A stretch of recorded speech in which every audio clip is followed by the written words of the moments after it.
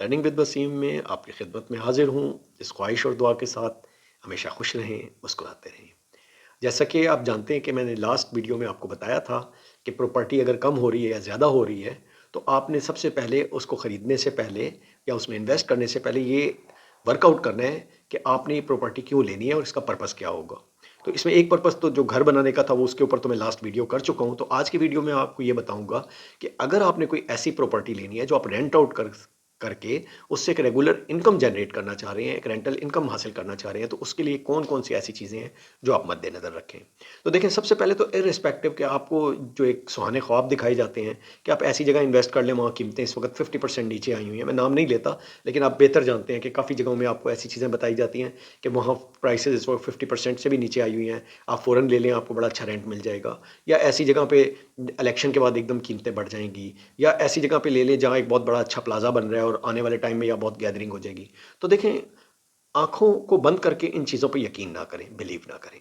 आप वर्कआउट कीजिए, इर्द-गिर्द की सराउंडिंग देखिए, वहाँ की डिमांड देखिए कि क्या ये बिल्डिंग्स जो हैं, क्या इनके ऊपर रेंट के ऊपर वाक़ई प्रैक्टिकली इतनी डिमांड भी है? ऐसा तो नहीं है कि ये बहुत खूबसूरत बिल्डिंग है, बहुत अच्छी बिल्डिंग है, सस्ते रेट में भी मिल रही है, लेकिन मोर देन 90% ये बिल्डिंग ही खाली पड़ी हुई है, तो उसमें आप लेके किसको रेंट पे देंगे?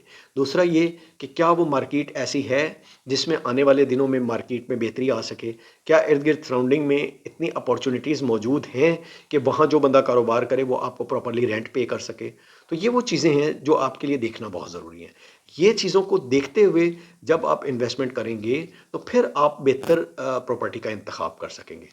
यहाँ एक चीज़ और मद्देनज़र रखना भी ज़रूरी है कि जो प्रॉपर्टी आप परचेज़ कर रहे हो, उसमें ये भी ज़रूर देखिए कि क्या उस प्रॉपर्टी का जो रेंटल इनकम है वो 30% या 40% 0.3% या 0.4% के इक्वल पर मंथ है या नहीं है। यानी आपको 15 टू 20 0.5% आपको हाफ़ परसेंट जो है वो ईयरली दे रहा है या नहीं दे रहा। क्योंकि अगर आपको हाफ़ परसेंट वो ईयरली नहीं दे रहा, तो ऐसी प्रॉपर्टी आपके लिए कोई फ़ायदे का बायस नहीं होगी, बल्कि वो आपके लिए नुकसानदेह होगी।